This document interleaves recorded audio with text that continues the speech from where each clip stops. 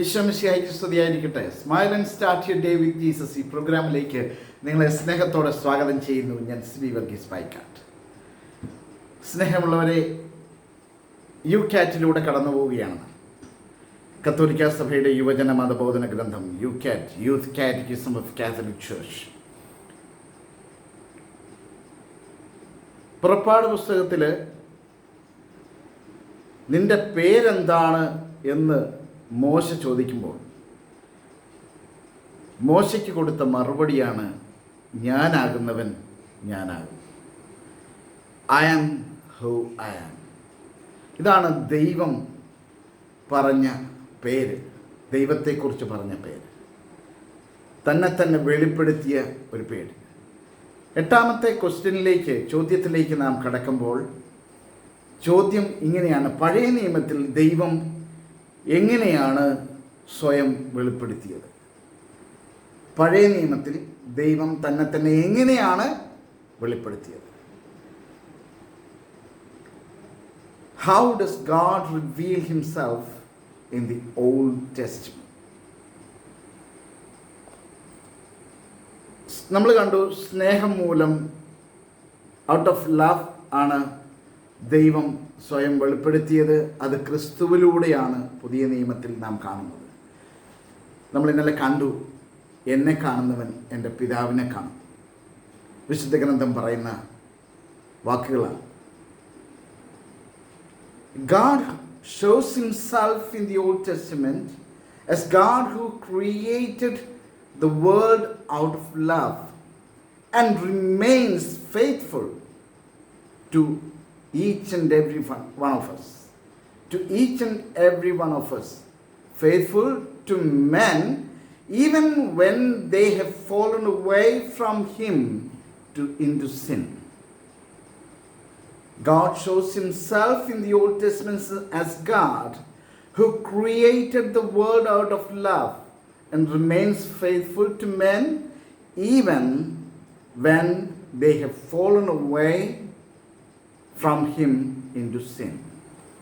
എന്ന് പറഞ്ഞാൽ, സ്നേഹം മൂലം ലോകത്തെ സൃഷ്ടിച്ചവൻ ദൈവം. മനുഷ്യർ തന്നിൽ നിന്നും പാപത്തിലേക്ക് വീണുപോയാലും മനുഷ്യരോടുള്ള വിശ്വസ്തതയിൽ നിലനിൽക്കുന്നവനാണ് ദൈവം. സ്നേഹം മൂലം ലോകത്തെ സൃഷ്ടിച്ചവനും മനുഷ്യർ തന്നിൽ നിന്ന് പാപത്തിലേക്ക് വീണുപോയാലും മനുഷ്യരോടുള്ള വിശ്വസ്തതയിൽ നിലനിൽക്കുന്നവനുമായ ദൈവമായി പഴയ നിയമത്തിൽ ദൈവം വെളിപ്പെടുത്തുകയാണ്. നമുക്കറിയാം, ആദിമാതാപിതാക്കൾ, ദൈവം സൃഷ്ടിച്ച ആദിമാതാപിതാക്കൾ ആദവും ഹവ്വയും, ആഡം ആൻഡ് ഈവ്, അവർ ദൈവത്തോടൊപ്പം നടന്നു. ദൈവം അവരുമായി മനസ്സ് പങ്കിട്ടു. ദൈവസ്നേഹ വലയത്തിൽ അവരായിരുന്നു. എന്നാൽ പാപത്തിൽ വീണുപോയ മനുഷ്യനെ ദൈവം തള്ളിക്കളഞ്ഞില്ല. നീ പാപത്തിൽ വീണുപോയത് കൊണ്ട് ഇനി ഞാൻ ഇങ്ങോട്ട് വരികയില്ല എന്നൊന്നും ദൈവം പറഞ്ഞില്ല അവരോട് പറഞ്ഞ ഇതാണ്: നിങ്ങളെ ഞാൻ വീണ്ടെടുക്കും.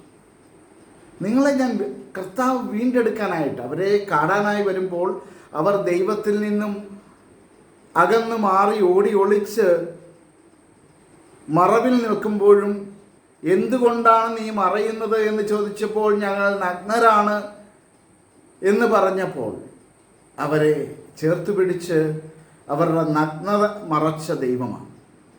എൻ്റെയും നിങ്ങളുടെയും കുറവുകൾ പരിഹരിക്കുന്ന ദൈവമാണ് നമ്മോട് കൂടെ. ഈ ലോകം തരുന്നത് പോലെയല്ല. ലോകം നിങ്ങളെ ഒരുപക്ഷെ ചില സാഹചര്യങ്ങൾ തള്ളിയാലും തള്ളാത്തവനായി കർത്താവ് കൂടെയുണ്ട്. കൈവിടാത്ത ഒരു ദൈവം, അതാണ് ദൈവം. ദൈവം പഴയ നിയമത്തിൽ വെളിപ്പെടുത്തിയത് സ്നേഹം മൂലം.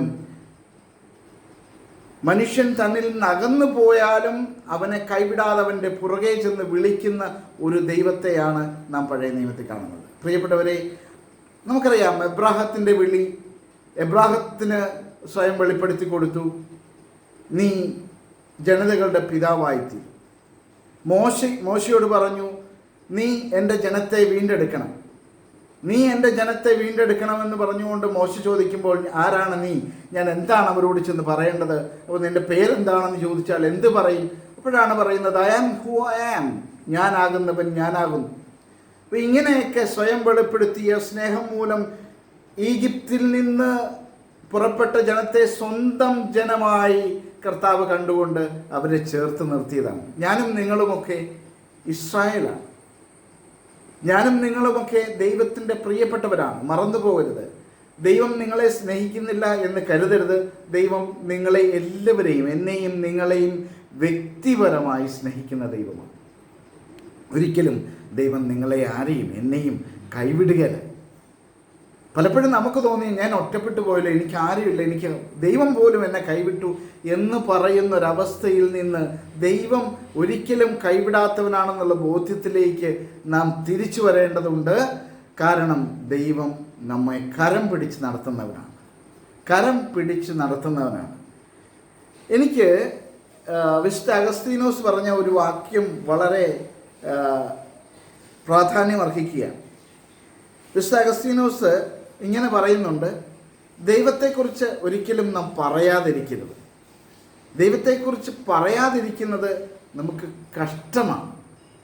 നമ്മുടെ വാക്കുകൾ കൊണ്ട് ദൈവത്തെ മറ്റുള്ളവരിലേക്ക് എത്തിക്കണം. ദൈവം മറ്റുള്ളവരോട് പറയണം, ദൈവം നിങ്ങളുടെയും കൂടെയുണ്ട് എന്ന് പറയണം. അങ്ങനെ പറയാൻ ദൈവം നിങ്ങളെ അനുഗ്രഹിക്കട്ടെ എന്ന് ആഗ്രഹിക്കുകയും പ്രാർത്ഥിക്കുകയും ചെയ്യുന്നു. ആമേൻ.